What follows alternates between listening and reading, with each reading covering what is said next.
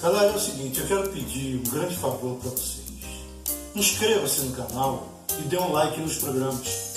Muita gente assiste, gosta, elogia, mas não vai lá e dá um likezinho, não vai lá, se inscreve. É um clique só, tá bom? Na boa, inscreva-se, dê o seu like. Obrigado. Boa noite, pessoal. Boa noite, galera. Boa noite, meus irmãos em Cristo. Estamos agora começando o terceiro programa do Cristianismo Revisitado pela Rádio TV Cristã. Hoje nós temos a grata presença de Gabriel Lazzarotti, que é é editor e porta-voz de comunicação do movimento Evangélicos pela Democracia. E estou também com o historiador Márcio Roberto, que é o meu parceiro de bancada desse programa, como sempre, e nós vamos hoje discutir uma série de questões importantíssimas, o papel do evangélico no Brasil, o fundamentalismo que tem tomado conta do evangelismo, nós vamos discutir a questão democrática, política, por que nós somos progressistas, por que tem evangélicos socialistas, por que tem evangélicos que apoiam Lula, porque tem evangélicos que apoiam outros candidatos de esquerda, né? Enfim, vamos discutir todas essas questões. Você está com tempo? Então fique com a gente, porque o papo vai ser quente. Então eu vou botar todo mundo na tela agora, para que a gente possa, então, discutir isso aí. Seja bem-vindo, Lazzarotti. É um grande prazer tê-lo aqui. Muito obrigado, Eliseu. Eu queria agradecer a oportunidade desse diálogo, né, que é único. Na verdade, eu acredito que não exista problema sem solução que não tenha experimentar diálogo. Se a gente dialogar, a gente está dando o primeiro passo para encontrar a solução. E a gente tem graves contradições, né, no Brasil de hoje, e é importantíssimo que cristãos, especialmente evangélicos, que é o nosso foco, comecem a conversar sobre democracia, valores republicanos, sobre educação política. É algo que esse segmento da sociedade, qual a gente faz parte, precisa nesse momento, né? Então, estamos aí para esse bate-papo de hoje. Muito bem. Meu caro amigo Márcio Roberto, seja bem-vindo também aí com seu conhecimento de história, ao mesmo tempo que tem uma espiritualidade cristã que não contradiz, não conflitua, muito pelo contrário, faz a conexão. Me sinto muito honrado, né? Mais uma vez estar podendo participar desse programa, né? E também o nosso amigo aí, o convidado Gabriel Lazzarotti, né? Para mim é sempre uma honra poder estar aí compondo aí junto com o companheiro Eliseu Mariotti, né? Grande jornalista, grande figura, servo de Deus, um cristão, né? Uma pessoa que tem uma visão de reino, né? Porque na verdade quando a gente fala de respeito, de amor ao ser humano, a gente está falando de reino de Deus, né? A gente está falando de uma coisa que de premissas básicas do reino de Deus. Então, o próprio Senhor Jesus ele disse, o reino de Deus está em vós, né? Então já estamos sob essa égide do reino, que é o reino de paz. Então, vai falar, meu amigo. Então, e complementando, né, a sua fala, Lazzarotti, a gente tem um problema. Você, além de ter essa qualidade de estar com esse grupo, de ser um cristão, você também está no meio hoje que ele é predominante bolsonarista, predominantemente, porque você é policial civil. Exatamente. Sendo policial civil, você teve que enfrentar uma série de questões, porque as pessoas que a maior parte, pelo menos, hoje nós temos policiais civis pela democracia, mas nós temos também a maior parte que são bolsonaristas, que são a favor do assassinato e da pena de morte com relação às pessoas que são infratoras e criminosas. São pessoas também que, na sua maior parte, são envolvidos com corrupção, apesar de falar contra a corrupção e ao mesmo tempo que você, a partir do momento que você não faz parte desse grupo, você tem não sei se posso dizer uma retaliação, mas com certeza há um certo isolamento. Isso aí procede essa minha leitura? Se por um lado a gente consegue, algumas pesquisas indicaram, né, e a gente consegue precisar que talvez aí do universo de todos os evangélicos no Brasil, a gente teve quase 70% votando em Bolsonaro e nesse projeto que está aí. A gente não tem pesquisas assim muito consistentes no meio policial. A gente sabe de informações, pesquisas acadêmicas, que especialmente nas polícias militares, entre praças, o bolsonarismo, né, esse projeto recente, mais rasteiro, um pouco profundo, mas com pretensões grandes, ele exerce um domínio maior entre praças. Então, se a gente não chega a 70%, agora falando da Polícia Civil, a gente poderia dizer, é um chute meu, tá? Mas mais ou menos 60%, porque tem um probleminha, porque algumas pessoas conseguem reconhecer que o modelo implementado de Estado, ele vai contra os direitos do servidor público. Então, existe ainda uma certa resistência. Eles conseguem olhar para um passado próximo, identificar que a vida do servidor era um pouco melhor. No passado, hoje, o servidor público ele é quase que o inimigo da nação, né? É verdade que a gente tem castas aí que recebem, vivem completamente descolados da realidade brasileira, mas com uma série de benefícios, mas a maior parte, especialmente segurança pública, educação e saúde, que ocupa o maior percentual entre os servidores públicos, eles estão sendo atacados e prejudicados de todos os lados, com a reforma da Previdência, reforma administrativa que vem vindo também.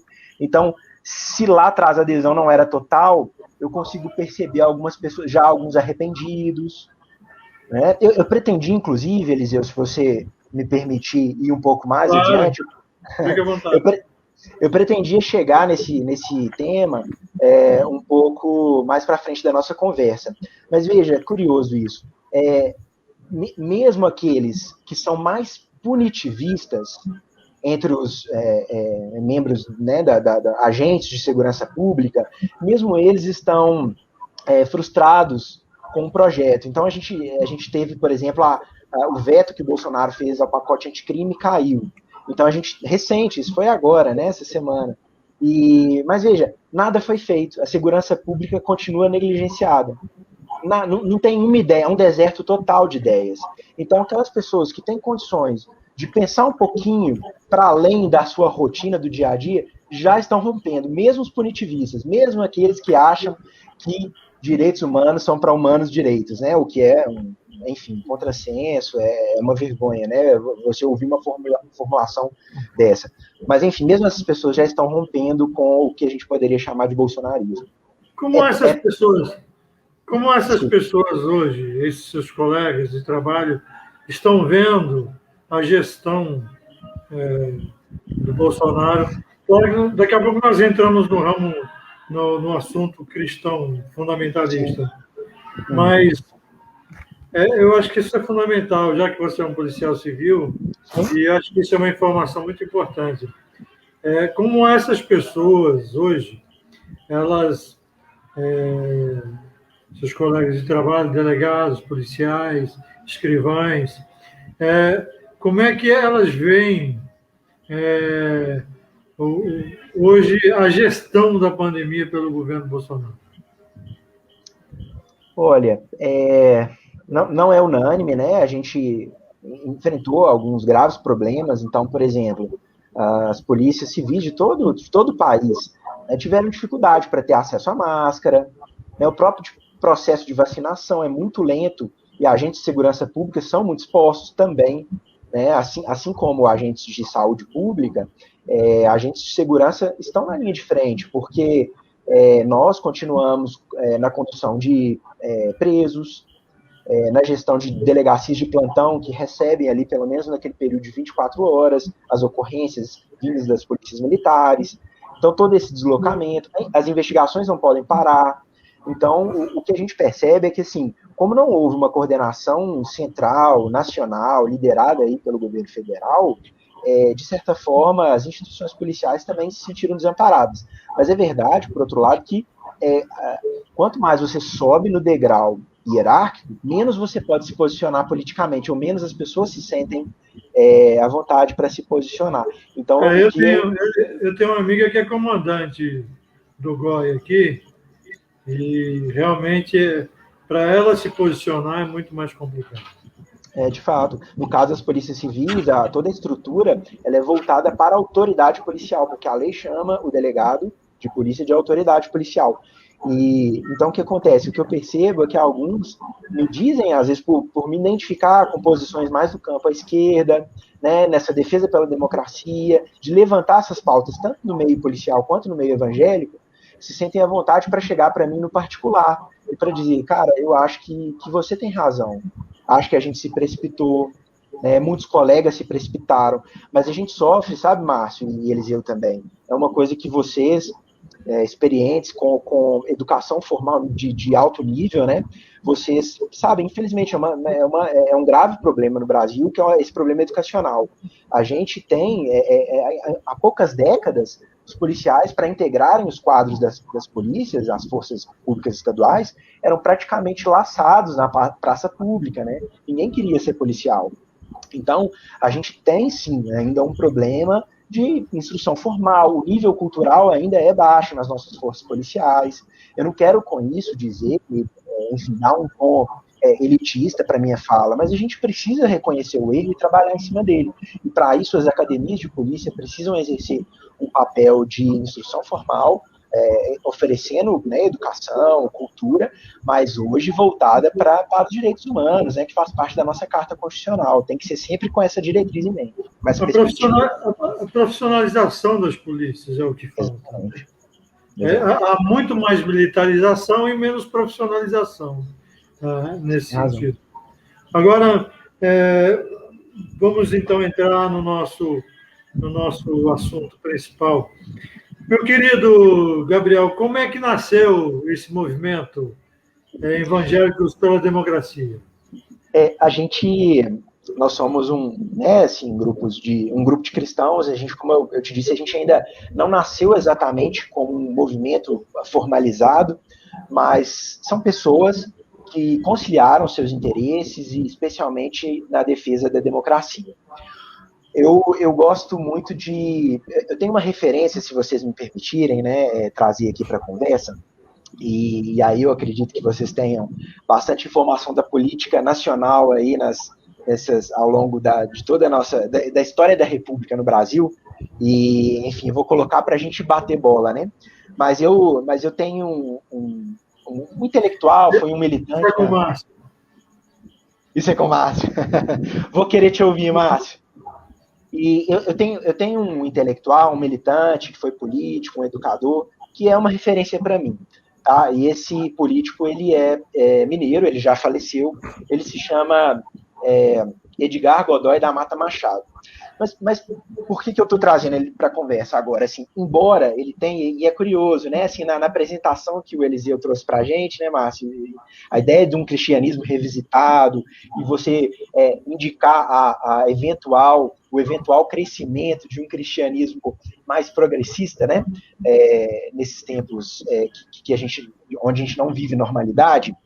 É legal a gente resgatar a memória de algumas pessoas, e o Edgar tem me ajudado muito. O professor Edgar, ele começou a participar de política partidária num partido meio controverso, tá? Mas eu quero pedir licença para vocês, para citá-lo. Ele foi inicialmente vinculado ao DN. A gente, né, Márcio? O Edgar tem me ajudado muito. O professor Edgar, ele... Tá voltando o som? Mas eu quero pedir licença para vocês, para citá-lo. Ele foi inicialmente vinculado ao DN. O som está retornando. Eu acredito que deve ser. Professor Edgar, tá dando uma... Mas eu quero pedir licença para vocês, para citá-lo. Ele foi inicialmente vinculado ao DN. O som está retornando. Eliseu. Professor Edgar. Eliseu, eu tô com um probleminha porque eu tô ouvindo o retorno do Facebook aqui. Já resolvi. Muito obrigado.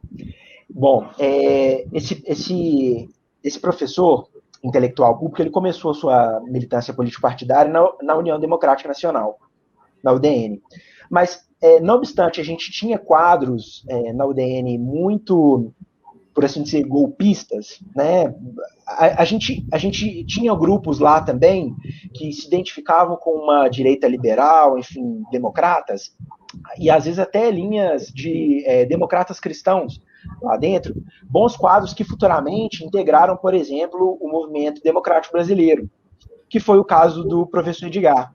O professor Edgar, ele não fez a migração para a Arena, ele rompeu, inclusive, com o Magalhães Pinto, que foi o governador mineiro que deu suporte para o golpe de 64. Então, é uma figura muito interessante, porque naquela altura, na década de 30, você tinha ali 20, 30, para os católicos, e aí eu vou me dirigir primeiramente para a fé católica, né, espiritualidade católica romana, naquele período, para os católicos que se diziam fiéis à Bíblia, à tradição da igreja, o movimento integralista brasileiro foi uma tentação naquele período, sabe? E o movimento integralista, ele tinha conotação nazifascista. Ele apoiava o fascismo, né, italiano. Então, aqueles que eram democratas se esforçaram para desenvolver um trabalho intelectual, de militância, rompendo com o nazifascismo e, em determinada altura, também se colocando em contraposição ao Estado Novo. Então, toda a formulação que Edgar da Mata Machado fez, intelectual daquele período, entre guerras, ele fez sempre com o intuito de fazer o braço mais assim, jurídico da doutrina social da igreja. E o que fazia com que ele e os seus pares, naquela altura, tivessem um instrumento teórico para se distanciar de qualquer tipo de autoritarismo. Então, eles se posicionaram, naquela altura, contrariamente ao Estado Novo e qualquer associação ao nazifascismo, e também ao comunismo stalinista, que, naquela altura ali, enfim, promovia um autoritarismo também. Então, toda a filosofia neotomista, que aí a gente tem Jacques Maritain como um grande representante dela no mundo, ela serviu como uma alternativa e para um ressurgimento ou um fortalecimento, que eles chamavam em italiano de aggiornamento, né, um avivamento, de uma suposta esquerda católica. Então, veja, o professor Edgar se inspirava em Jacques Maritain, que era um filósofo neotomista, ele se dizia paleotomista. Eu não sou um especialista em Maritain, mas ele era um defensor da doutrina social da igreja, ele desenvolveu a ideia de personalismo cristão, e aí o professor Edgar é referência, inclusive, para pessoas hoje totalmente identificadas com a esquerda no Brasil, cujo pensamento deu origem às comunidades eclesiais de base. O nosso deputado mineiro também, professor Patrus Ananias, tem como uma referência intelectual o professor Edgar da Mata Machado. Então, veja, a fé cristã, ela, desde os tempos de Mata Machado, mas muito antes disso, embora em vários períodos da história ela tenha se associado com os poderosos, em alguns momentos, a gente poderia retomar, por exemplo, a colonização no Brasil, em outros momentos históricos, e por que não agora mesmo, né, na nossa atualidade, ela começou nas margens da sociedade.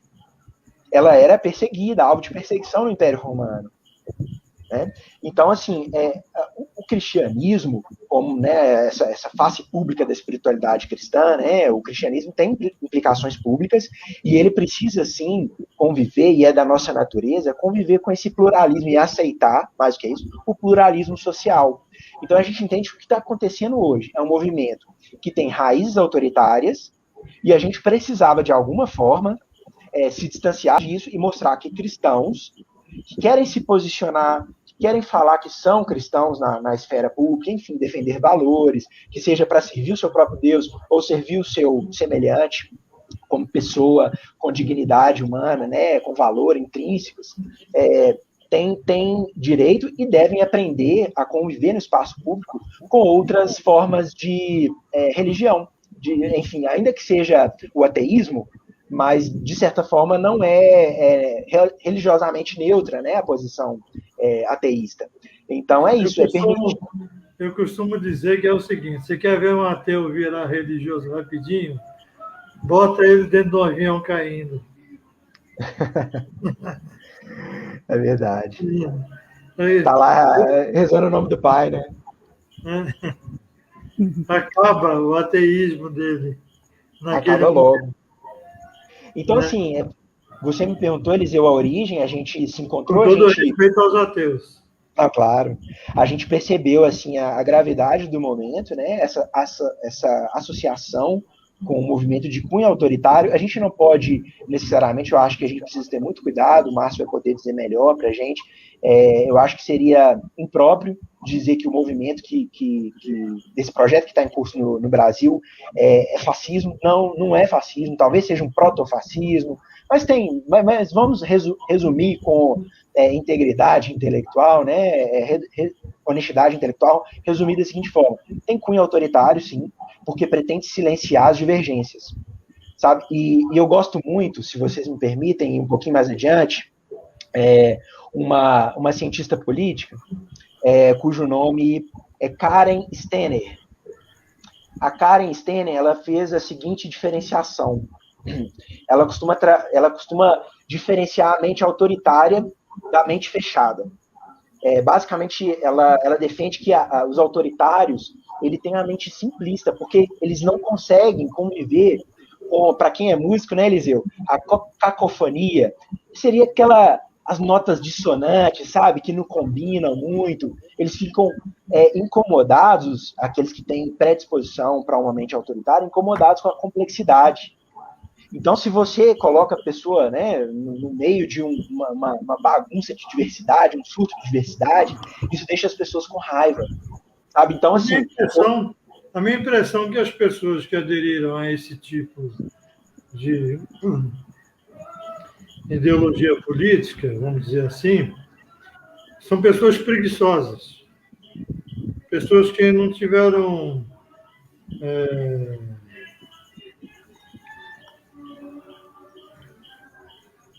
a gana, a vontade e o esforço de estudar, de aprender, de ter conhecimento, de ver todas as formas de pensamento, de ver todas as formas de ver visão, de leitura, de radiografia que outras pessoas tinham de um determinado assunto, ou de momento político, ou de uma situação política que durou muito mais tempo, como vários imperialismos, aquelas coisas todas.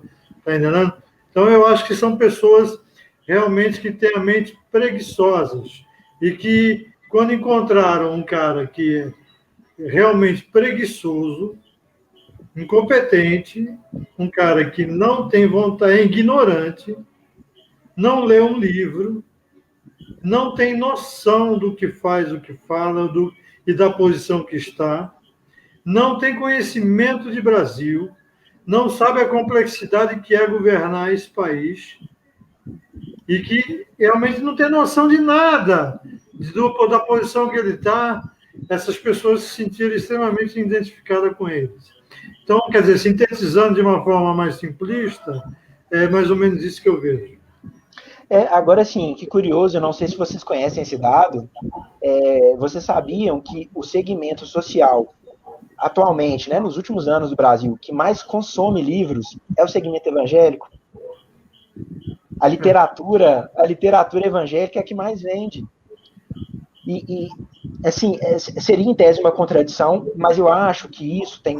Então, veja bem, eu citei o professor Mata Machado para dizer que lá atrás ele identificou nesse período entre guerras, esse surgimento de movimentos autoritários, como ele chamou aquele momento de doença espiritual. Deixa eu te interromper um momento, não acaba não, tá? É que tem um recado que tem vendo, as pessoas estão escrevendo aqui. A Deise Simões Bambir Amar, muito bem-vindo, obrigado, Deise, pela sua audiência. Você escreveu: nós, como os cristãos, devemos orar por um governo justo, resgatando os valores cristãos da família. Sim, sim. Olha, eu concordo com você, um governo justo. Justiça é uma coisa que é totalmente ligada a Deus e a Jesus Cristo. Quando se fala em resgatando os valores cristãos da família, eu tenho muito medo dessa afirmação, porque ela é muito usada pelas pessoas, mas o Gabriel considera um proto-fascismo, eu considero um fascismo mesmo, um fascismo cristão, usam para poder fazer os desmandos e os absurdos que têm sido feitos no meio evangélico. Então, eu concordo em que tem que resgatar os valores cristãos da família, mas eu acho que os valores cristãos da família, de verdade, de uma família justa, de uma família solidária, uma família que compartilha, uma família que participa, uma família que seja coletiva, uma família que tenha noção do que é justiça social, do que é um Estado social, uma família que saiba que quando encontra alguém que não tem uma família, então essa pessoa precisa ser acolhida. É nesse sentido. Sim. Eliseu. Perdão, Gabriel. É interessante, é porque eu me senti provocado por essa questão de família cristã, né? E assim, eu vou citar daqui a pouco, se for possível, vou citar um sociólogo, Ronaldo Almeida, que ele vai estar falando sobre essa questão do conservadorismo, que é bom distinguir conservadorismo de fascismo, né? Para começar, é bom fazer essa distinção, porque, em certa medida, todo cristão, em certa medida, todo cristão ele é conservador. Mas uma coisa é ser conservador, outra coisa é ser fundamentalista e fascista. Então é bom que se destaque isso. Questão de família, eu penso o seguinte: família cristã, na unidade ali da família, o pai ele tem o direito de transmitir os seus conhecimentos religiosos para os seus filhos.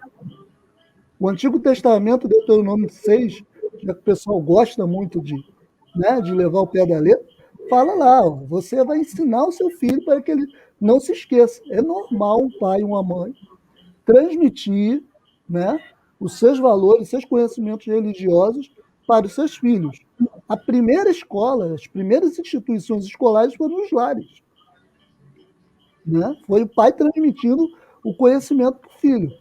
Agora, uma coisa é eu transpor aquilo dali para toda uma sociedade. Por quê? A sociedade brasileira ela é composta por modelos diversificados de famílias.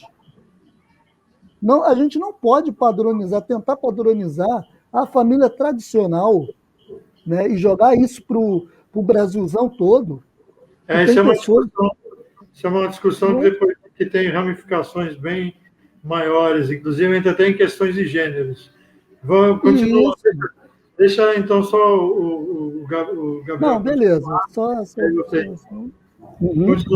Continua. Não, mas eu acho as duas colocações de vocês assim interessantíssimas. Inclusive a gente poderia seguir por esse caminho aí. Eu confesso que eu não me lembro onde eu parei, mas só para finalizar, naquele período entre guerras, ele indicou, o professor, que era uma doença espiritual, que seria, então, naquele caso, uma decorrência do processo de secularização. Talvez dialogue um pouco com isso que o comentário da nossa ouvinte, a Deise, e a resposta, tanto que Eliseu e Márcio deram. Era um processo intenso de secularização naquele período.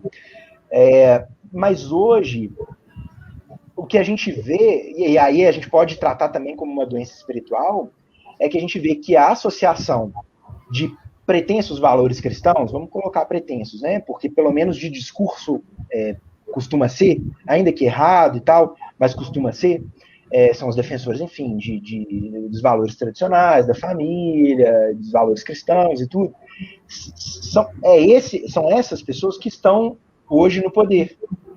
Então, como se a gente concorda que tem raízes autoritárias, como que a gente vai explicar que esse fenômeno, né, hoje está sendo encampado aí por pessoas ditas cristãs? Se lá naquele período seria o humanismo ateísta, e que no final das contas seria um anti-humanismo. E hoje ele é promovido por pessoas ditas cristãs. Então, eu acho que essa é a diferença básica dos dois momentos históricos, né? O professor Edgar lá no período entre guerras e hoje a gente aqui no século XXI. O que a gente faz com essa informação, na minha opinião? Vou colocar de forma muito assim, despretensiosa para a gente conversar. É procurar entender por que razão as pessoas que votaram no atual presidente votaram. E assim, aí a gente não precisa fazer cálculo pragmático eleitoreiro. Os cristãos. Exato, não, mas não apenas, né? Mas não apenas. A gente também tem uma elite financeira que votou, né? E a gente pode discutir agora projeto socioeconômico, né? De economia política, a gente pode falar disso. Mas assim, talvez a gente tenha ido longe demais. Eu não gosto muito de discussões importadas. Mas eu queria trazer para essa pauta, porque a apresentação do programa, o Eliseu fez a descrição sobre um eventual cristianismo progressista. Eu, particularmente, tenho reservas de me identificar assim. Eu vou retomar uma fala do Márcio. Eu me identifico com o campo das esquerdas e eu prefiro falar assim, embora seja também um termo limitado, mas esse termo progressista e conservador, ou enfim, o contrário de progressista pode ser reacionário também, né, de certa forma. Mas essa discussão vem... Por que progressista? Então, a minha questão com progressista porque a fé cristã, dependendo da tradição que você se vincula, você eventualmente, a gente vai ter que discutir que aspectos da sociedade, da vida em sociedade, que aspectos da fé a gente preserva, a gente conserva, e quais aspectos que a gente rompe, especialmente o rompimento com o status quo. Então, eu gosto mais da palavra progressiva, porque eu acho que... Eu não estou falando de filosofia política, sabe? Eu estou falando dentro da tradição cristã. Porque a gente vê que Deus, ele se revelou de maneira progressiva, desde o Êxodo, por exemplo. Ele era, eu sou o que serei. Então, inicialmente, ele era o Deus Salvador, e ele foi se revelando para o povo, na formação do povo hebreu, e em seguida, por meio do ministério profético, né? Então a gente tem o profetismo clássico, que lá tinha uma denúncia muito veemente contra as injustiças sociais, mas também contra a imoralidade, e é preciso lembrar que a tradição profética envolve isso também, mas em seguida, em muitos momentos, a fé cristã esteve caminhando ao lado de movimentos ditos progressistas também, porque rompiam com o status quo, não queriam preservar aquele status quo de injustiça, que era o caso do Império Romano. Mas eu, como um bom agostiniano reformado, eu preciso dizer... Como que? Um bom agostiniano reformado. Eu gosto muito de Santo Agostinho, mas me coloco dentro da tradição protestante. Eu estava lendo ele anteontem. Excelente leitura. E eu fico me perguntando, se a gente... Ele é extremamente conservador. Exato, mas assim, se a gente pensa no que ele defende de ordem criacional das coisas, né? Então, assim, há um funcionamento já estabelecido na criação para determinados, enfim, aspectos da vida humana, a forma como a vida humana se expressa, que seja para o funcionamento da família. Então, é mais ou menos aquela ideia, para a gente colocar de forma simplista, algumas coisas da nossa sociedade contemporânea, elas serviriam para nos provar que a gente está meio que brigando contra o manual do fabricante, em alguns sentidos. Então, as políticas identitárias que vieram dos Estados Unidos talvez tenham ferido um pouco a sensibilidade conservadora da nossa gente, não exatamente só do evangélico, mas do brasileiro. Tem um detalhe, eu gostaria de colocar aqui, nós estamos hoje com a tela com 3 pessoas. Temos 3 pessoas com perfis diferentes. Não por questões de idade, ou de formação familiar, ou de estado, ou um é negro, outro é branco, outro é mais latino, nada disso. Mas por exatamente ter essa diferença que você colocou. Por que eu falo cristianismo progressista? Por que eu fiz esse programa? Progressismo porque eu acho que, na minha opinião, a filosofia cristã, não no sentido teórico, mas muito mais na prática, ela tem que sair um pouco do famoso livro que é o nosso livro de regras e condutas. Não no sentido da imoralidade ou da moralidade. Nós sabemos o que é certo, sabemos o que é errado. Se nós sabemos disso, e por saber disso, simbolicamente, no livro, foi a nossa queda. Porque se caso nós não soubéssemos, estaríamos ainda no paraíso. Não estamos. Está entendendo? Então, eu entendo que tem que haver, talvez, uma reformulação do evangelismo, do novo modelo evangélico. Eu defendo um novo modelo evangélico, mas não um novo modelo evangélico diferente de tudo que já foi feito, mas um novo modelo evangélico que resgate tudo que foi tirado. Como, por exemplo, alguns apócrifos fundamentais para a interpretação de Jesus Cristo. Está entendendo? Que são sérios, que eram da época, que foram escritos na época que Jesus Cristo vivia. Está entendendo? E que Constantino tirou no Concílio de Nicéia. Então, esse resgate, para mim, é um novo modelo. Por que é um novo modelo? Porque nós temos 2000 anos de cristianismo praticado praticamente da mesma forma, com diferenças litúrgicas e diferenças de quantidade de livros bíblicos. Um tem 7 livros a mais, o outro tem 7 livros a menos. Um tem a cruz com Jesus Cristo crucificado, outro tem a cruz sem nada. Para mim é a mesma coisa. A cruz com Cristo e a cruz sem Cristo. Para mim é a mesma coisa, porque ela é um símbolo de maldição, ela é um símbolo de punição, ela é um símbolo de condenação que reduz o indivíduo ao mínimo dos mínimos da indignidade humana. Que, para mim, a aplicação da cruz nesse sentido, ela continua sendo feita de outras formas, no sentido do sistema social que nós vivemos, que é injusto. Está entendendo? Então, quando a gente fala em Lutero, aí eu estou entrando no discurso, aí nós estamos entrando num debate. Está saindo da entrevista para um debate. Eu entendo que Lutero, ele não deixou de ser católico romano. Ele fez a igreja luterana em protesto, fez toda aquela carta que ele pregou, dos 25 itens de protesto. 95 teses. Hein? 95 teses. Isso, 95 teses, que classificou o protestantismo e a reforma, e que, na verdade, era uma reforma, não era simplesmente uma reconstrução ou uma construção de uma nova igreja. Porque Lutero era católico por excelência. Ele queria continuar a ser católico.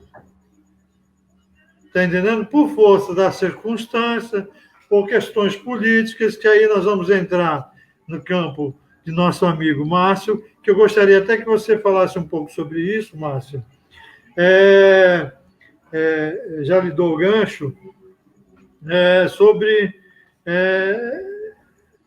a questão de Guilherme, que era o governante alemão da época, e que era contra todo o estabelecimento romano, Império Sacro Romano e procurava sempre estar apoiando novas formas de pensar que era contra Roma por uma questão política. Havia disputas, né? Havia disputas sobre cidades romanas, sobre principados romanos, sobre toda uma questão ali que rolava, aquelas coisas todas. Mas Lutero não queria deixar a Igreja Católica. Ele não queria ser excomungado. Ele queria manter-se católico e que houvesse essas reformas dentro da Igreja Católica, começando, inclusive, pela eliminação das indulgências. Então, eu entendo que o protestantismo, a reforma, da qual eu fiz parte, porque eu também fui presbiteriano,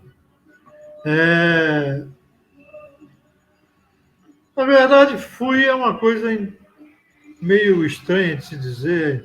A gente sempre tem essa coisa bem dentro, né? Tal. Mas muitas discordâncias, né, nessa forma, porque a reforma, ela para mim, ela coloca Jesus Cristo em segundo plano. E a reforma é a reforma. É o suprassumo da igreja. É a iluminação a que se chega. É a iluminação de Buda dentro da igreja. Está entendendo? Então, eu tenho muitas. Isso é uma discussão tão comprida, tão grande, tão cheia de detalhes, que não é nem o caso aqui. É como você disse, Gabriel, devemos ser simplistas na forma de expor questões fundamentais. Então, eu quero colocar que nós devemos ter mudanças substanciais no evangelismo, no resgate, e talvez nesse resgate se acrescente coisas novas que não foram vistas nesses 2000 anos, porque foram tiradas coisas importantes do cristianismo, da forma de professar o cristianismo. Essa é a minha opinião, é a minha posição. Por isso eu digo que o progressismo, na minha visão, está baseado nesta forma, no resgate, e nesse resgate provocar, sim, visões que não foram vistas, que não foram olhadas, porque tudo foi visto de um jeito só. E aí isso, para mim, é o progressismo. É a forma nova de se ver.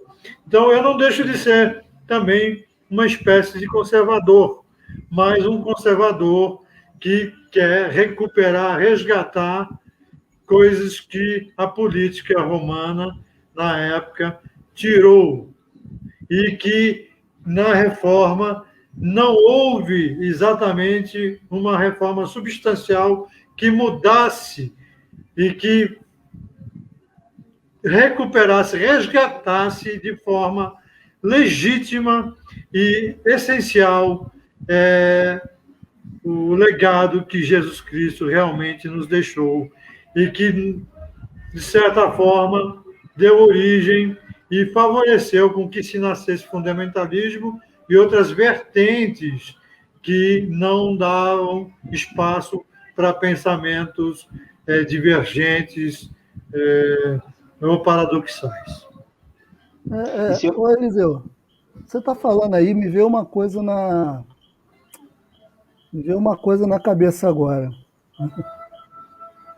Todo progressista hoje pode se tornar ultrapassado amanhã. Sem dúvida. Sabe por quê? Por exemplo, Mas eu não posso pensar no amanhã, eu tenho que pensar no presente.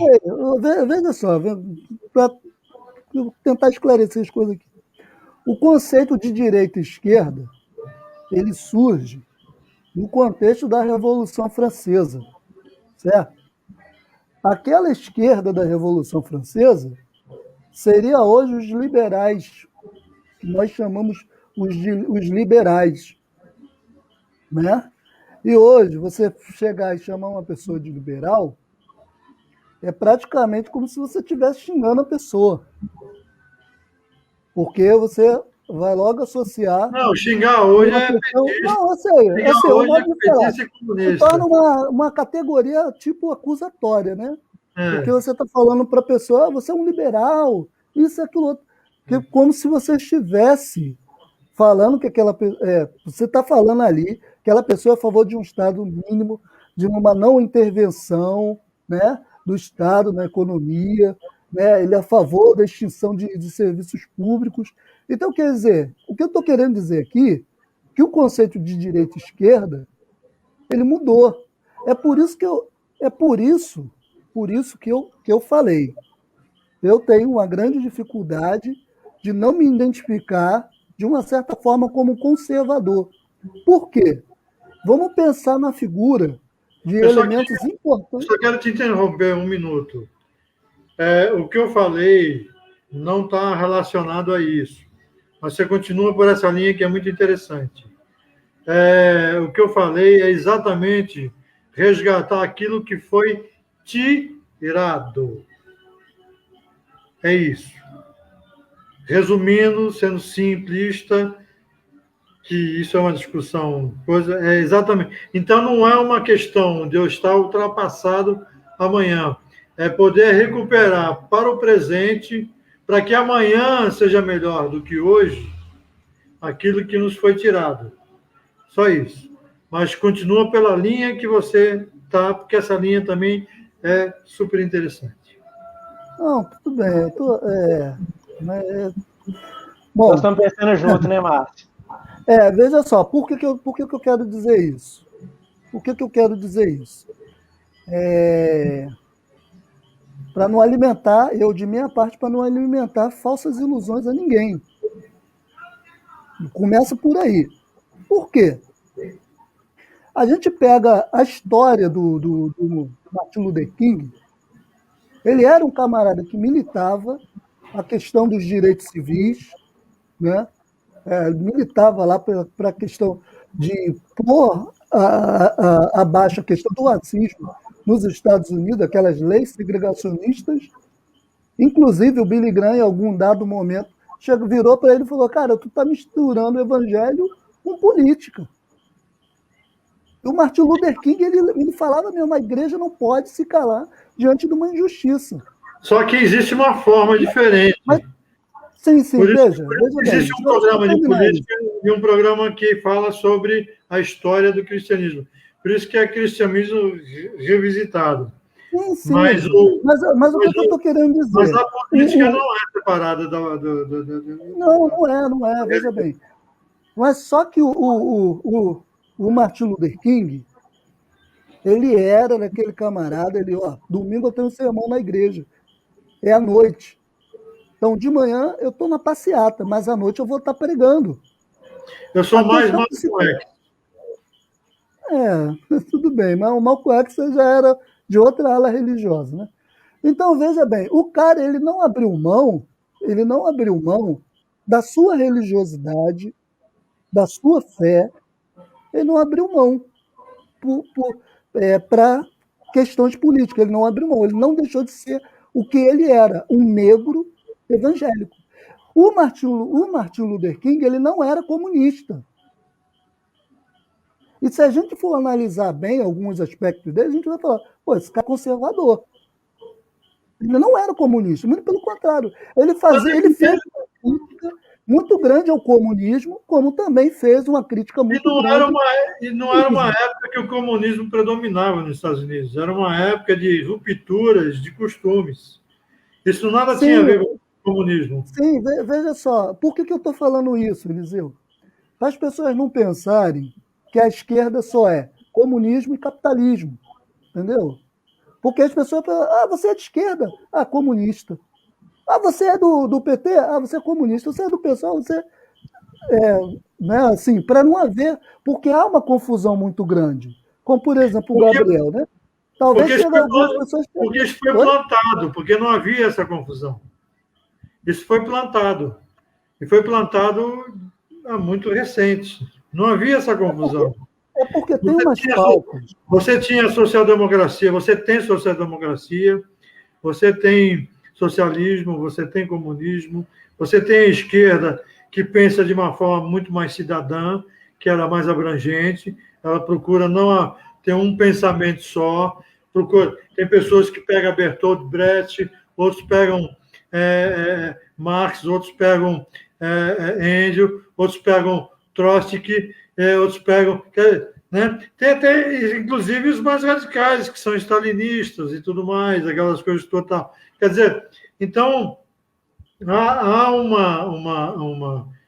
havia até há pouco tempo atrás uma divisão muito clara sobre esses pensamentos.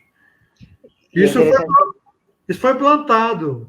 Quer dizer, pegaram o PT, vamos pegar o PT e reunir todos esses pensamentos em cima do PT e execrar o PT em cima disso, porque o fundamento foi atacar e procurar extinguir o PT.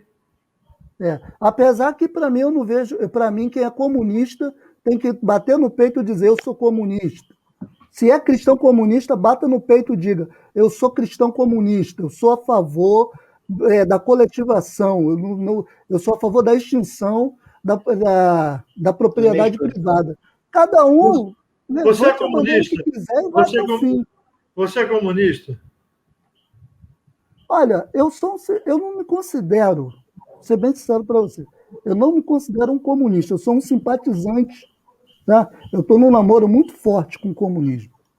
Estou num namoro muito forte. Mas eu ainda não posso dizer, eu sou um comunista. Estou lendo muito sobre o assunto, né? E muitas dessas acusações aí, até mesmo a esquerda social-democrática, que quer colocar uma pecha muito negativa no comunismo, né? Deveria estudar com um pouquinho mais carinho a história do comunismo, né? E ver o que foi que o comunismo trouxe também de bom, não só pegar aquilo que acha que foi ruim, para fazer uma análise um pouco mais, né, isenta. Eu acho que há muita acusação sobre isso, mas isso aí fica para um outro momento. Eu quis dizer, te interrompendo, se você era comunista e por que foi plantado essa questão, porque é fundamental esclarecer isso. Nós estamos vivendo uma situação política no país que ela foi construída. E isso tem que ficar claro. Se a gente fala sobre cristianismo e política junto, nós temos que deixar claro isso. Todo o processo político ideológico que nós estamos passando no Brasil, que está provocando milhares de mortes,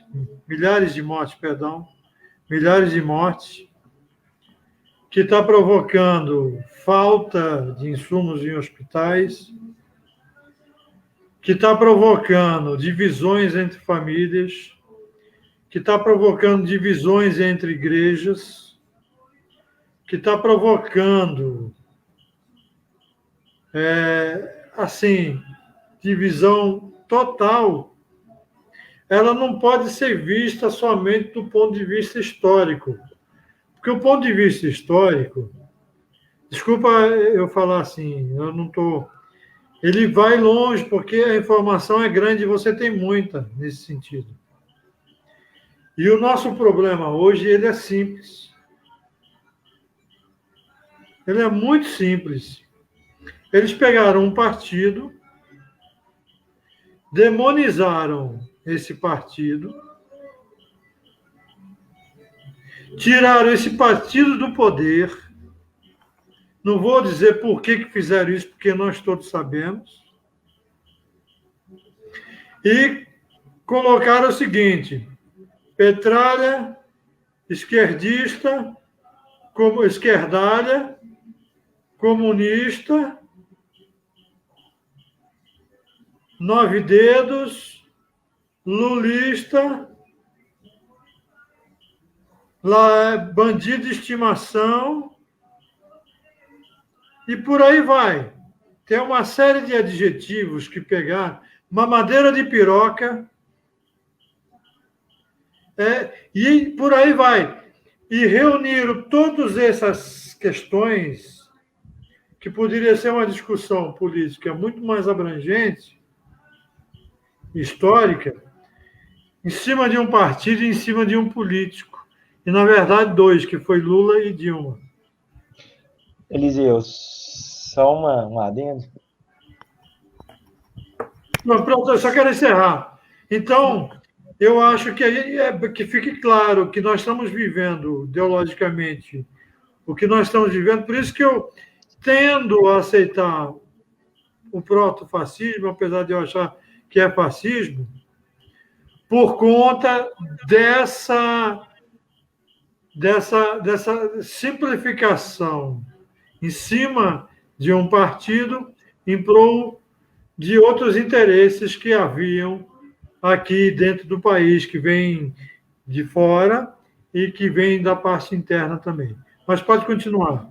Não, eu só ia comentar, né, que para além dessa tentativa de criminalizar mesmo o Partido dos Trabalhadores, houve uma cruzada contra qualquer pensamento de identificado com a esquerda, e aí por isso a gente pode dizer que os campos eles seriam das esquerdas e das direitas, porque ambos não são blocos monolíticos, né? Não, eu, por exemplo, eu tenho identificação com o trabalhismo brasileiro, porque eu acho que ele tem raízes cristãs também, enfim, mas tornou-se, em certa medida, quase que insuportável você se identificar como cristão e ter identificação com a esquerda, justamente porque, e aí é uma pergunta, se eu puder fazer uma pergunta para o Márcio, como que ele enxerga, né, essa simbiose mesmo, esse símbolo que você fez aí, de simbiose, justaposição equivocada, ao meu ver, do conservadorismo político com a espiritualidade cristã, que para mim são coisas diferentes, mas a gente trouxe isso importado dos Estados Unidos,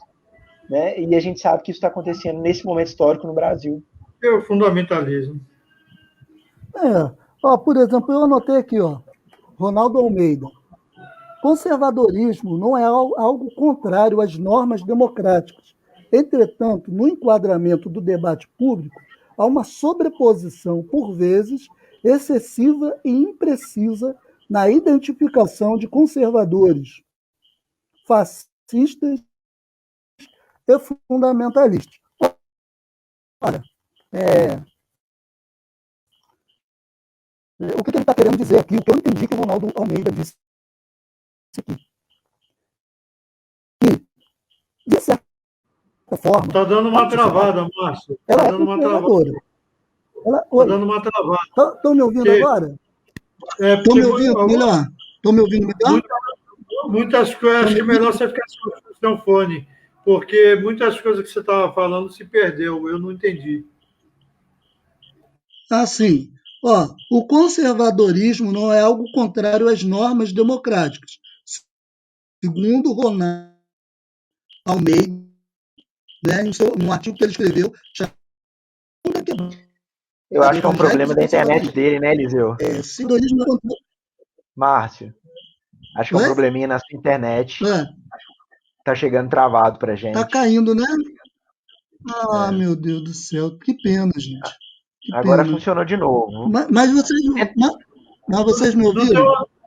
Márcio, me escuta. Não tem problema, eu conheço essa parte de tecnologia. Graças a Deus eu tenho uma boa afinidade.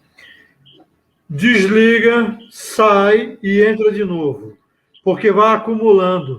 Dentro do próprio cabo de rede, vai acumulando informação, acumulando dados, e aí vai travando.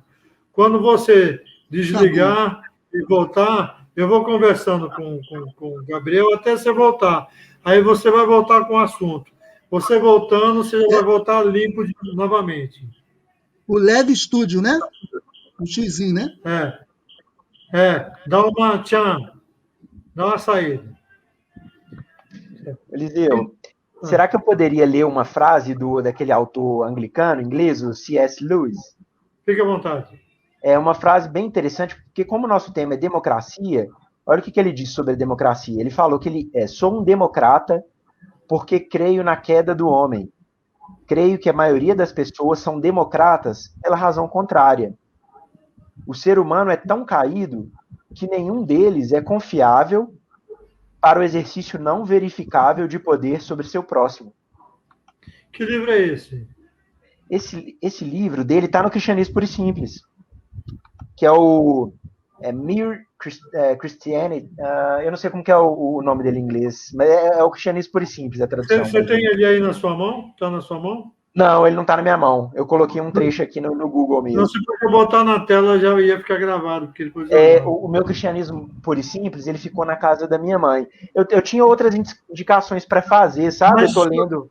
Mas acho que com esse título, Cristianismo Puro e Simples, tem... Porque eu gosto disso. Sim. Eu gosto dessa coisa mais sintetizada. O cristianismo... o cristianismo puro e simples vai ficar na minha cabeça, eu vou procurar. E é interessante porque ele representa o que seria uma tradição ali do hall de entrada da fé cristã, sabe?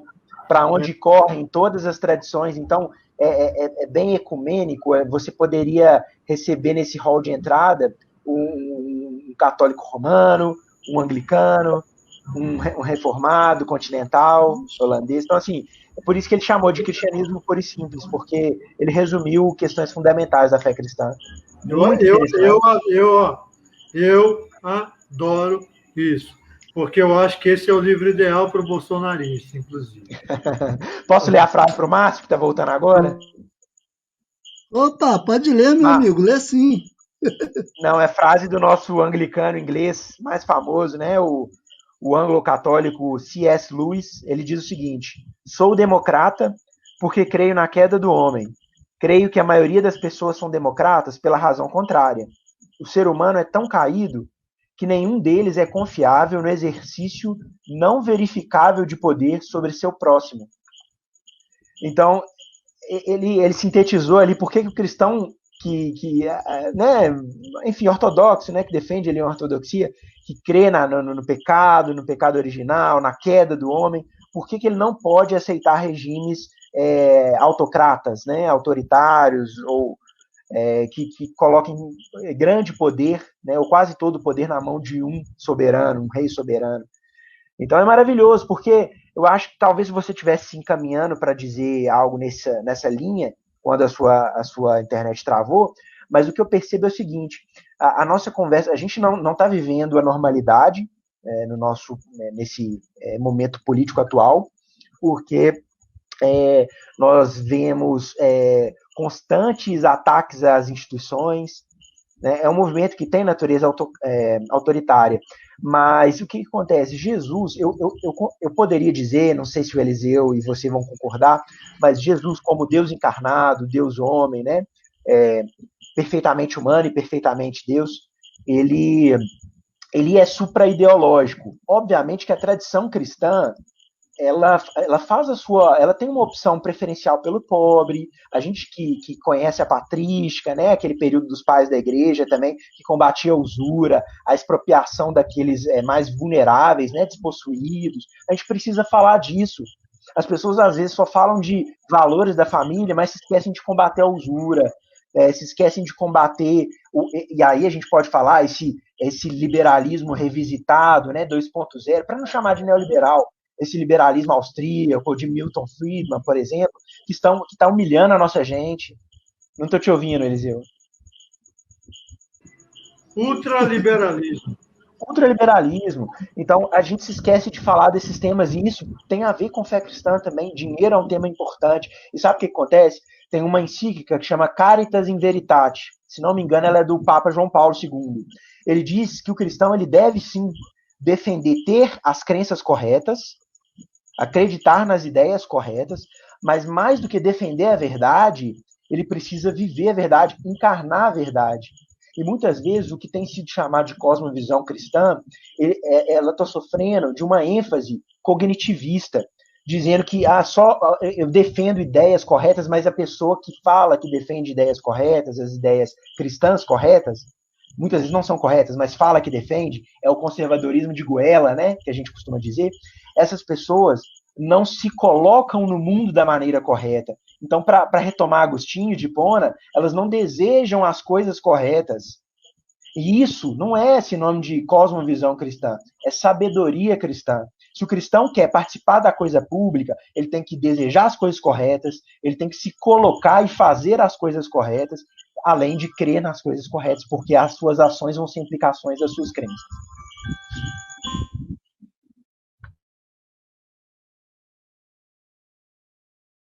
microfone. A honestidade tem que ser um fator primordial. Primordial, assim como foi o homem. Gente, nós vamos ter que encerrar o programa.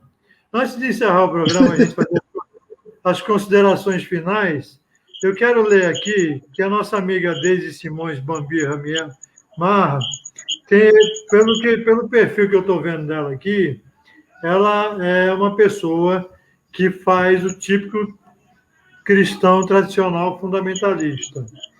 Mas ela faz com boa intenção. Então, eu quero ler alguns textos dela e dar algumas respostas. Eu acho que se vocês tiverem algum complemento, fiquem à vontade. Né? Então, eu falei primeiro sobre os valores cristãos da família, nós já respondemos. Né? Essa justiça começa dentro da nossa casa.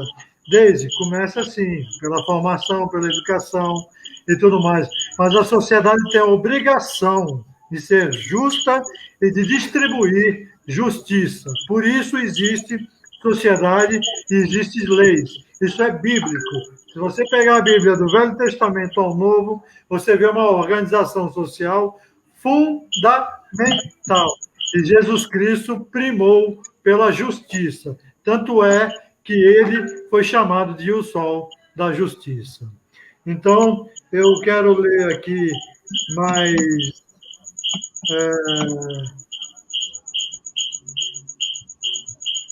Se nós cristãos não pudéssemos ser distinguidos dos não cristãos, somos inúteis. Nós não estamos aqui para ser não cristãos, tanto que nós estamos discutindo aqui sobre cristianismo e não sobre religião afro-brasileira, com todo respeito.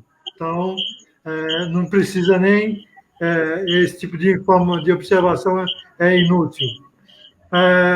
A cruz vazia é símbolo de salvação. Jesus Cristo ressuscitou. A cruz sempre foi símbolo de maldição, vazia ou cheia, queira você ou não. Isso é histórico. A palavra de Deus é viva, aprendemos diariamente que o Espírito Santo fala e transforma vidas. Isso também, ninguém é contra isso aqui, muito pelo contrário. Nós somos a favor e pretendemos que cada vez mais isso seja uma realidade dentro de nós e dentro do nosso meio. Né? Devemos lutar não por partido, mas por valores. É o que sempre fazemos. Mas quem foi contra partidos não foi nós. Nós tivemos que colocar, sim, toda a armação que foi feita em cima de um partido e de dois políticos. Verdade seja dita, e Jesus Cristo disse, a verdade vos libertará. Né? Vamos lá. Ela é bem... Né? O PT foi o partido mais corrupto da história do Brasil. Você não tem prerrogativas de dizer isso e nem o direito. Tanto é que o PT e o Lula hoje estão livres de qualquer condenação e Lula pode ser candidato a presidente. Então, é uma instituição brasileira respeitada e está aí. Se você fosse do STF, eu poderia levar em consideração essa sua observação. Fora isso, é só uma opinião pessoal sua e você tem o direito de tê-la. Tá bom? Por isso, não teremos nessa terra nunca um governo perfeito. O homem é cheio de falhas, caído, sem dúvida nenhuma. Por isso que nós temos a graça de Jesus Cristo. Não, mas olha só, essa história de que o homem é cheio de falha é uma desculpa, né? Porque foram lá, apertaram 17, colocaram esse boçal no governo, aí agora vem com essa história de que o homem é cheio de falha, não existe governo perfeito. Pelo amor de Deus, isso é desculpinha, né? Não, crente não faz arminha. Crente não faz arminha. Começa por aí. Crente fazer arminha, para mim, já acabou qualquer história. E outra, o cristianismo não pode ser fundamentalista. Fundamentalista é uma coisa humana. É uma coisa para poder humano, para enriquecer pastores. É como tem sido feito. Né? Vamos lá. A Covid é um problema mundial, mas não é só do Brasil. É claro que a Covid é um problema mundial, senão não seria uma pandemia. O problema do Brasil é que ele não está controlando essa pandemia. Esse é o problema. Está entendendo? Então, o que você está dizendo é uma coisa óbvia. É um problema mundial. Só que os outros países estão trabalhando para controlar. E nós não. Nós estamos matando gente. Essa é a grande diferença. Está entendendo? Então, vamos lá. Nas considerações finais, Felipe Braga. Aí já é Felipe Braga. Nas considerações finais, gostaria de saber qual a opinião do convidado, no caso você, Gabriel, em relação à atuação da política do governo federal na pandemia. Se manifeste. Esse era um dos tópicos principais, né, da nossa conversa, e a gente acabou falando um pouco menos sobre isso. A gente pode marcar um outro encontro, já me coloco à disposição, caso seja necessário, mas eu acho que ela foi desastrosa. A gente precisava, sim, de um governo que articulasse com todos os entes federativos, municípios, estados, o combate à pandemia, mas o governo preferiu ter uma postura negacionista, não levou a sério os primeiros estudos que chegaram, e aqui eu queria ressaltar apenas um, que foi do Imperial College, a Universidade Inglesa, né, que previa, se nada fosse feito no Brasil, a gente ia chegar a 1 milhão de mortes, né? Nós já estamos caminhando para metade disso, né? Quer dizer, menos, né? Bem menos, 350 mil mortos, mas eu não posso precisar quantas vidas seriam preservadas, mas toda vez que você tem ruído na comunicação, os sinais não são claros, a população ela fica perdida, obviamente.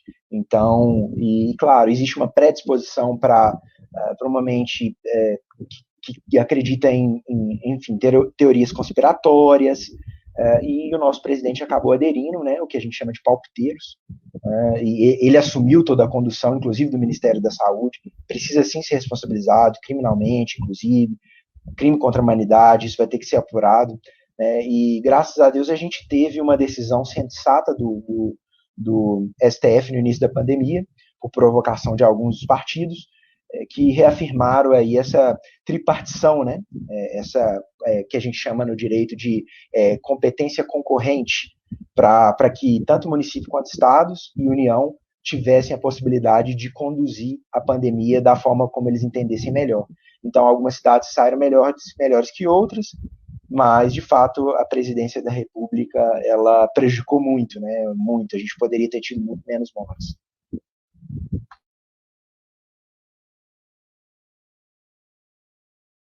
Seu microfone... Eu quero deixar aqui minha opinião a respeito disso. Então, o Bolsonaro é um genocida. Ele está sendo julgado pela Corte de Haia. Começa por aí. Ele está sendo julgado pela ONU. Começa por aí. Ele está sendo julgado por tribunais internacionais. Ele vai ter a CPI da Covid agora. Ele cometeu crimes de responsabilidades que não dá para caber num papel A4. Tem que ter pelo menos 4, 5 papéis A4 para escrever todos os crimes de responsabilidade. Está entendendo? Então, o Bolsonaro, ele ficou pregando cloroquina, ficou pregando ivermectina. Ivermectina é remédio de verme. Cloroquina é remédio de malária. Está faltando remédio para malária porque os médicos bolsonaristas andaram aplicando remédio de malária em gente que tinha Covid. Muita gente morreu de Covid sem precisar, podia estar vivo, mas porque foram medicados com esses medicamentos, com essa mistura de medicamentos. Então não tem como, né? O Bolsonaro é um assassino. E eu digo com toda tranquilidade, é um genocida assassino que usa o nome de Deus para assassinar pessoas. Os filhos dele são envolvidos com máfia, com milícias, com bandidos, com corrupção de todos os tipos, com tudo mais, e a única coisa que ele faz nesse governo é proteger os filhos. Então, não há como defender uma pessoa que tem o título de presidente, mas não governa. Ele não governa, ele é um assassino, ele é um genocida. Ele cometeu crimes contra a humanidade. E ele vai pagar por isso, ele vai responder por isso. Ele vai responder aqui na terra e vai responder no céu. Pode ter certeza disso. Entendeu? É um chefe de milícias, é um bandido. Então, falo isso com a maior tranquilidade. Quem quiser me processar, o PF me prendeu, pô, vou falar com tranquilidade. Bolsonaro é um bandido. Se João Batista foi o precursor do Salvador, Bolsonaro é o precursor do anticristo. Mas não tenha nem dúvida. Tá certo? Gente, vamos encerrar. Eu já encerrei, dei minhas considerações finais. Então, nosso convidado, depois, Márcio, dá essas considerações. Lazarotti, fique à vontade. Não, só queria agradecer pela oportunidade e fazer uma provocação final para a gente levar como reflexão. A gente vive um momento muito sensível da nossa política, né? Você iniciou o programa dizendo que famílias estão divididas, né? Existe esse problema grave, e a gente não vai sair desse problema, dessa confusão, se a gente não compreender as razões pelas quais nós chegamos até aqui. E a gente vai precisar de toda boa gente, de boa vontade, que seja democrata, ainda que esteja vinculado, porque a gente tem democratas à direita também, a gente precisa conversar com pessoas moderadas, e que compreendam a gravidade desse momento. Né? Talvez a gente tenha ido longe demais, mas a resposta... É o que o Lula está fazendo. E o que a gente precisa fazer é responder com um conjunto de ideias, não oferecer mais uma identidade que se reuniu, foi construída em torno das sobras do debate público, normalmente vinculadas a pautas moralistas e questões mais periféricas, né? Mas voltar para o centro, porque a maior parte da população precisa de pão na mesa, precisa de emprego, renda. É isso que a gente precisa. Trazer de volta a sanidade para o debate público no Brasil. E eu faço esse pedido para os meus irmãos de fé, que ainda que não se identificam com Lula ou qualquer outro campo da esquerda, por favor, que tenham serenidade para conversar sobre nosso país não aguenta mais o improviso. É um pedido que eu faço. Peço que Deus tenha misericórdia da gente também. Foi um prazer dividir essa roda de conversa com o Márcio, com o Eliseu. Vamos marcar outras, viu? Um abraço. Márcio. Olha, mais uma vez eu gostaria de agradecer ao camarada Eliseu Mariotti, ao companheiro Gabriel Lazarotti, né? Por ter participado, abrilhantado essa mesa hoje. E a gente, assim, o bate-papo é tão bom que eu estou aqui assustado aqui, que já deu uma hora e pouca, e praticamente você não falou nada. Se eu soubesse, eu teria ficado mais calado ainda, mais quietinho, para dar para você falar mais coisas, porque tem coisa boa aí, né? Olha, o evangelho é justiça, é alegria, é paz, né? Evangelho não é você apedrejar homossexual, não é você fazer arminha com a mão, não é você falar bandido bom é bandido morto. Eu acredito num evangelho que transforma as pessoas. Um evangelho que chega lá, que vai no coração da pessoa e faz com que o pior transgressor, né, o ser mais vil, ele se transforme numa pessoa de bem, de verdade, né? Não de bem como eles estão colocando aí. Né? Uma pessoa que ame, que saiba amar, que saiba ajudar as pessoas. E é nesse evangelho que nós que estamos aqui acreditamos. Né? E esse evangelho aí, ele até mesmo, ele conforme o Gabriel falou, né? Ele consegue até impor dessa questão de bandeira partidária. Tá? Então é isso que eu gostaria, é esse o recado que eu gostaria de deixar nessa noite. Tá bom, gente? Valeu, gente, valeu mesmo. Gabriel, com certeza você estará de novo conosco aqui, porque são muitas coisas que nós temos que falar. Márcio diz que quarta-feira que vem não poderá estar comigo aqui, mas estará semana que vem. Eu mudarei o dia, só para você estar. negão. Não pense que você vai escapar, não. Tá certo? E eu quero dizer que concordo, sim, Lula está fazendo essa construção de unir a esquerda. Eu acho que roupa suja se lava em casa, não se lava na rua. A esquerda tem muita roupa suja para lavar. Mas por que a direita, no momento que ela estava mais fraca que a esquerda, de repente ela esmagou a esquerda? Porque a esquerda não sabe se unir. E nós precisamos aprender isso. Precisamos aprender a nos unir, a dialogar, a conversar entre nós, a juntar nossas diferenças, porque ninguém tem que ser igual, ninguém tem que querer a mesma coisa. Eu acho que o único ponto em comum que nós temos que querer é acabar com esse fascismo, protofascismo, ou seja lá que tipo de fascismo for nesse país.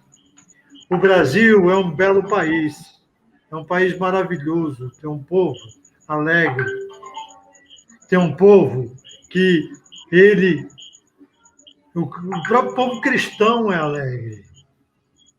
É um povo que fala, que ri, que brinca, que faz as coisas com prazer, que gosta de estar junto, que gosta de ter comunhão, gosta de estar em festa juntos. Está entendendo? Então, nós temos que recuperar essa alegria. E eu tenho que dizer, e vou dizer, mesmo não tendo pessoas que concordem, que quando Lula foi presidente, o Brasil era mais feliz. Lula não é a salvação do Brasil, mas o Lula, no momento, é a união das esquerdas. É o meu pensamento, eu espero que isso aconteça.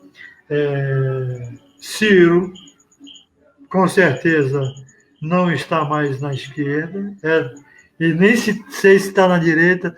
Ciro está no limbo, né, Ciro Gomes? E eu acho que se ele for para Paris, ele não desce nem no aeroporto, que a prefeita lá não deixa. Está entendendo? Então, eu espero que a gente tenha a oportunidade de nos encontrarmos de novo.